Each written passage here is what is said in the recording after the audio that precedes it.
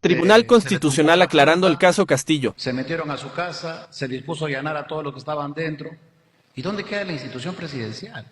Que jamás, a lo largo de la historia de la República, por eso que el derecho constitucional también es estudiar desde el método de observación histórico comparativo, lo que ocurre en la historia, lo que ocurre en el derecho comparado, lo que ocurre en la historia desde el juicio de residencia. Al virrey no le hubieran podido tumbar la puerta, al presidente de la República. En el caso Trump, los Estados Unidos, lo que acaba de señalar, sobre la protección del presidente de la Corte Suprema de los Estados Unidos. O sea, ¿cuál es la diferencia en términos reales? O sea, ¿cuál ha sido la actuación del fiscal que haya garantizado la institución presidencial en los hechos concretos, reales, lo que pasó, en lo que vimos todos por la televisión? ¿Cuál es la diferencia? La diferencia es que es, como usted bien dice, señor magistrado, es el presidente de la República, pero la demanda de habeas corpus, como usted dice, debe tener una protección, una interpretación del artículo 117, se dirige al Ministerio Público. Pero ese requerimiento fue resuelto por el Poder Judicial. Entonces, tendríamos que también escuchar la versión del que definió ese requerimiento del Ministerio Público, que es el Poder Judicial. En este caso, la Procuraduría del Poder Judicial, o a través de los magistrados de la Corte Suprema, que fueron los que autorizaron esa decisión. Inclusive, en lo que yo le he hecho la lectura, están citando el caso de Pedro Castillo. O sea, hay un antecedente. Ellos se remiten a un antecedente. Entonces, si nosotros nos retrocedemos en el tiempo, cuando a las investigaciones que se realizaban a Pedro Castillo, creo que ustedes también podrán hacer una memoria cuando la Fiscalía en su momento, como también consecuencia de una noticia de los medios de comunicación, fue a Palacio de Gobierno y a realizar las investigaciones. Eso también fue por una autorización judicial. Entonces, no esto que nosotros estamos definiendo, y como bien lo dijo el magistrado, es algo novedoso, es algo nuevo, que si se hace en su momento, cuando a la investigación que se estaba siguiendo al expresidente Pedro Castillo se había dicho, no lo investiguen, porque él está protegido por el 117 en concordancia con el 19, y hay que cuestionar la resolución judicial, porque el Poder Judicial, podemos decirlo, no es pues una mesa de partes del Ministerio Público, y muchas veces sus solicitudes son rechazadas.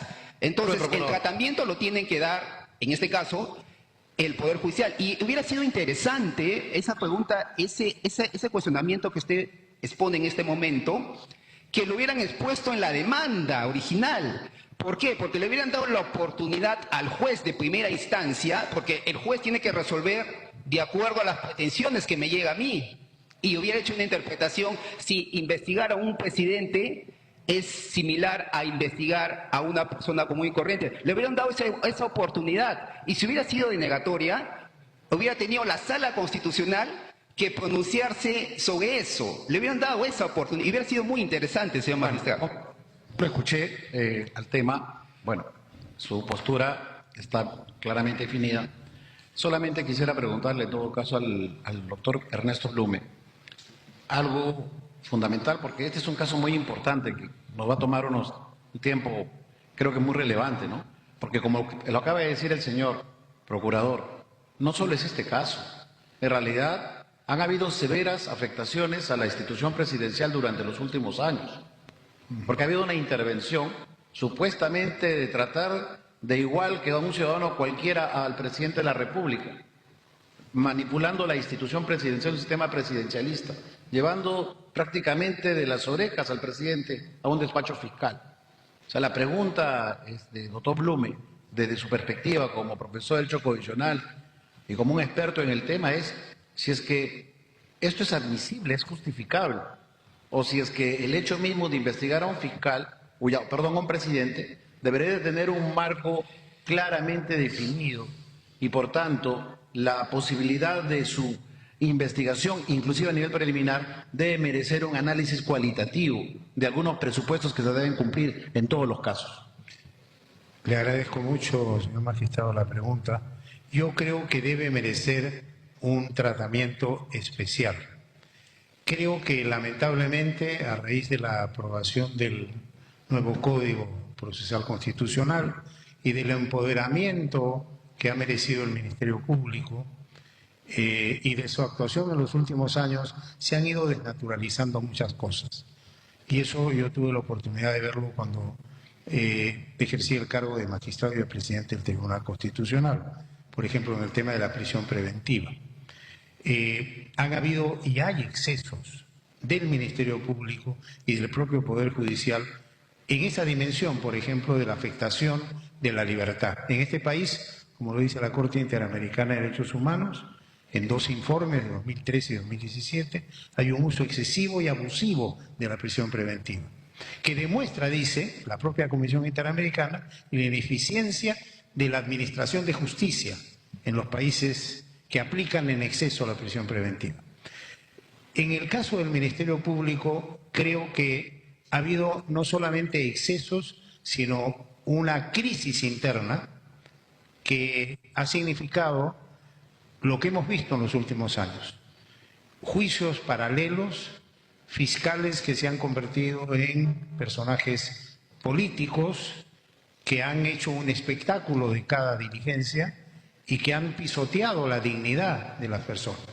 Entonces, creo que es el momento en que el Tribunal Constitucional debe establecer pautas de obligatorio cumplimiento y colocar en su lugar al Ministerio Público, que creo que debe reencauzar su accionar para evitar estos excesos.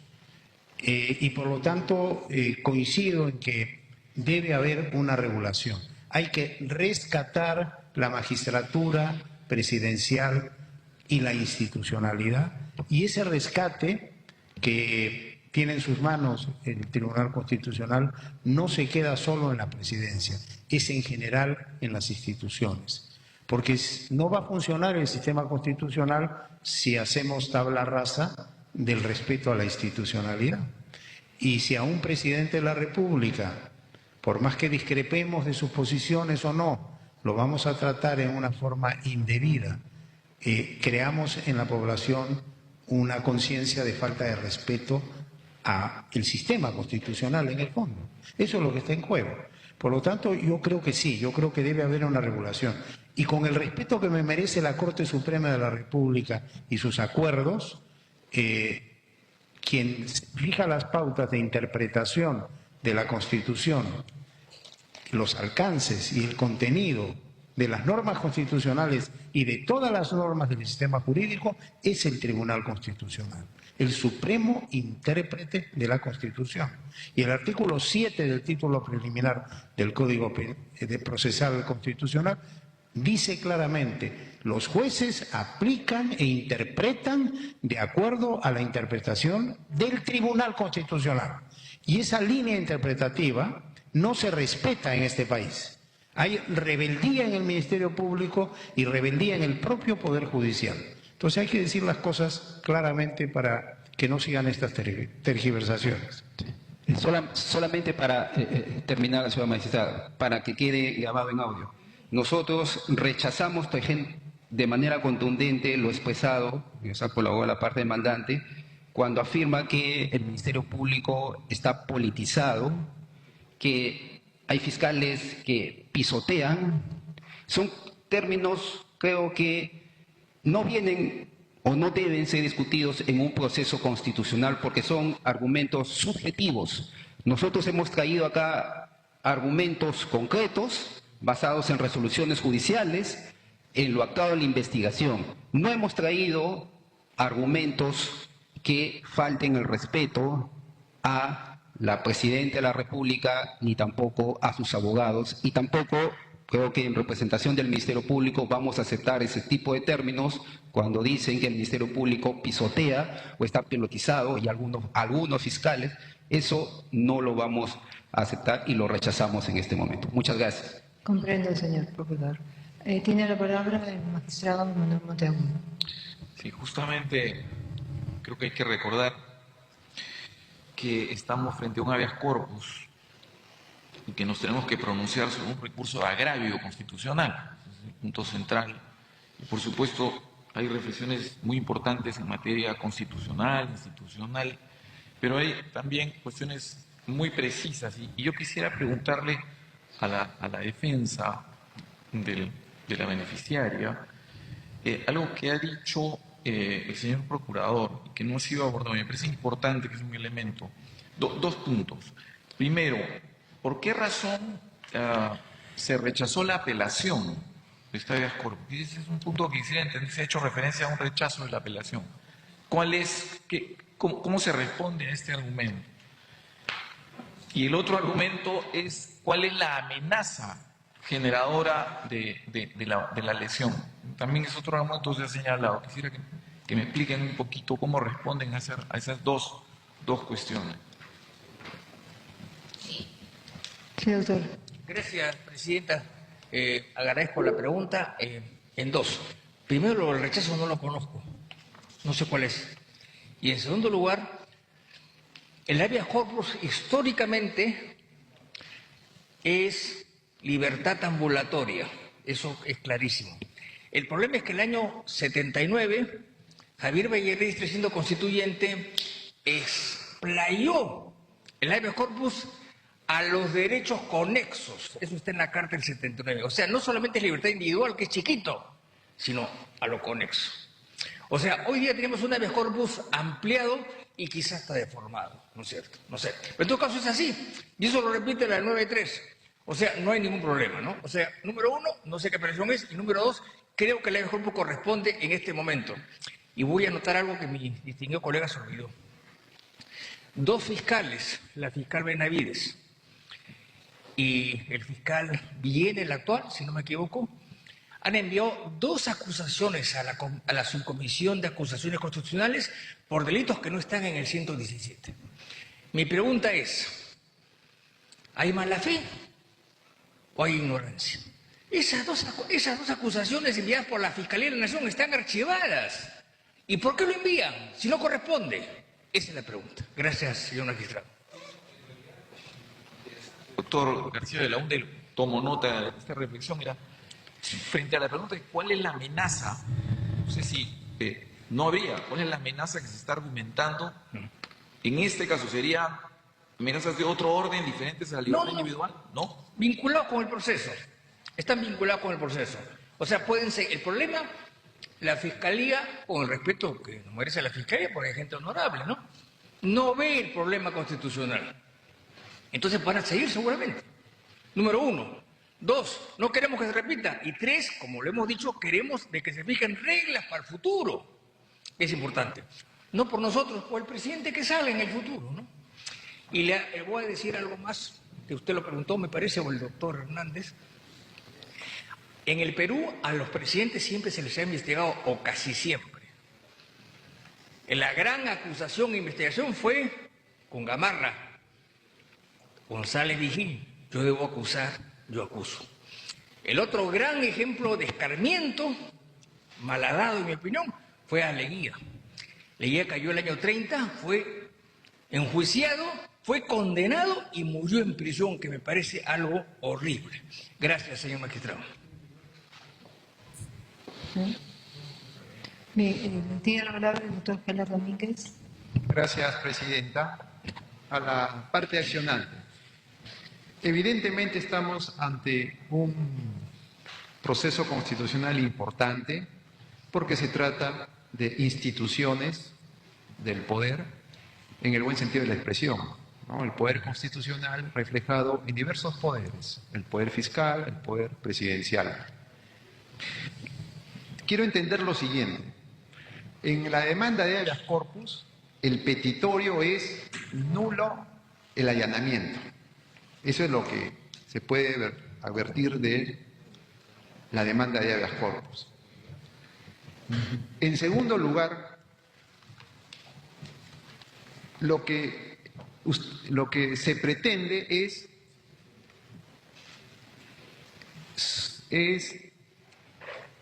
dejar de lado la opinión de la Corte Suprema, porque la Corte Suprema ha dicho dos cosas. La primera, que sí se puede investigar al presidente, es decir, investigación preliminar.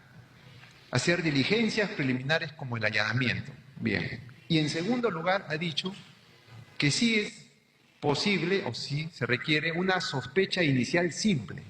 Eso es lo que ha dicho la jurisprudencia de la Corte Suprema. En ese sentido, la defensa lo que busca es que el Tribunal Constitucional, desde una perspectiva constitucional, tenga una interpretación diferente, contraria a lo que ha dicho la Corte Suprema. Esa es más o menos la idea, por favor. Muchas gracias, señor magistrado. Bueno, en primer lugar, yo me remito al texto de la demanda y hemos coincidido en respaldarla. En la demanda hay un punto que tiene que definir este tribunal, que es si procede o no que un fiscal que no ha juramentado ante el presidente de la República puede ejercer la titularidad del Ministerio Público y pueda disponer una investigación a un presidente de la República dirigiéndose a un juez supremo. O sea, el derecho a contar con un fiscal competente. Y a partir de ahí, el cuestionamiento a un procedimiento que no ha tenido en cuenta las prerrogativas que detenta constitucionalmente el presidente de la República como titular de la nación, como quien personifica la nación y jefatura las Fuerzas Armadas y la Policía Nacional del Perú, como la máxima autoridad y la máxima institución del Perú. ¿Cuál es el peligro de iniciar un procedimiento de investigación preparatoria o preliminar contra un presidente sin amparo constitucional, que se pone en riesgo no solamente la imagen del presidente, sino la figura de esa persona y su eventual integridad física y la protección de sus derechos, como ha ocurrido en este caso, que al margen de la Constitución se ha realizado una diligencia violentando derechos constitucionales. No se le ha comunicado de la efectivización de esa diligencia, no se ha esperado que esté el abogado y no se ha contado con lo que el derecho penal de acto sostiene. Para iniciar una investigación es necesario contar un elemento claro de convicción del hecho delictuoso. ¿Y qué había hasta ese momento? Comentarios periodísticos de que la presidenta de la República tenía un reloj Rolex. Es decir, porque un primer mandatario o una primera mandataria exhibe un reloj de alto costo, el Ministerio Público, sin que exista ningún otro elemento para poder decir aquí hay tal ilícito, se toma la libertad, entre comillas, de recurrir al Poder Judicial y obtiene una orden de allanamiento de la Presidenta de la República. Eso es insólito. Y por supuesto que hay afectación de sus derechos constitucionales. Y por supuesto que la justicia constitucional tiene que actuar. Veamos los principios constitucionales que están en el Código. Ustedes son los directores del proceso penal, del proceso de habeas corpus. Y deben buscar una justicia finalista. Entonces, yo creo que en esa línea debe el tribunal entrar al análisis del derecho afectado y luego establecer pautas muy claras para que esta historia no se vuelva a repetir en el Perú por el bien de la democracia y del Estado constitucional. No sé si he contestado su pregunta, señor magistrado. Sí, y en esa línea, si la Corte Suprema o la Sala Penal Permanente, por ejemplo, en el año 2022, ha señalado que sí se pueden hacer estas investigaciones preliminares, entonces la idea es también que ya existiendo un pronunciamiento, un mandato de la Corte Suprema, el Ministerio Público, desde una perspectiva constitucional, podría, digamos así, en este caso, no iniciar investigación preliminar, o sea, opinar diferente a lo que dice la Corte Suprema. ¿Hay esa posibilidad? Mire, mi impresión es que el Ministerio Público, si estamos fuera de los cuatro casos que prevé el artículo 117 y considera que hay hechos que investigar, debe poner en conocimiento del Congreso de la República para que éste investigue.